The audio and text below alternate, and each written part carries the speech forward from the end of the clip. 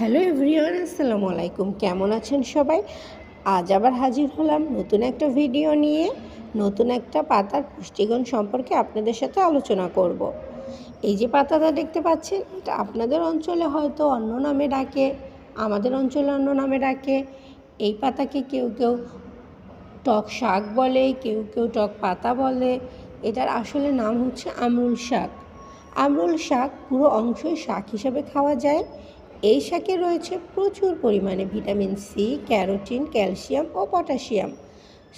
জ্বর, সর্দি, কাশি, আমাশা, পেট পরিষ্কার, ডায়াবেটিস নিয়ন্ত্রণে ওষুধের মতো কাজ করে।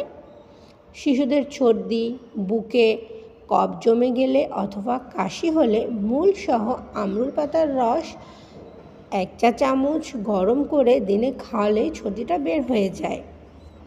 এই পাতার পেস্টের সাথে সামান্য হলুদ ও নুন মিশিয়ে ব্রাশ করুন। দাঁত ও মাড়িকে স্বাস্থ্যকর করতে বেশ সহায়তা করে। আমরুল পাতার রস অল্প চিনির সাথে মিশিয়ে শরবতের মতো খেলে আমাশয়জনিত সমস্যার সমাধান হয়। আসলে আমার চ্যানেলের মাধ্যমে আমি উদ্ভিদের বিভিন্ন পুষ্টিগুণ ও ব্যবহারবিধি আপনাদের সাথে শেয়ার করার চেষ্টা করি, যদিও আমি বিশেষজ্ঞ না এ ব্যাপারে।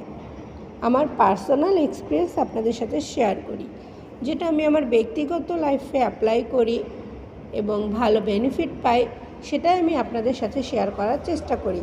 হয়তো আমার ইনফরমেশনে কোনো ভুল থাকতে পারে, সেটা অবশ্যই আপনারা কমেন্ট করে জানাবেন।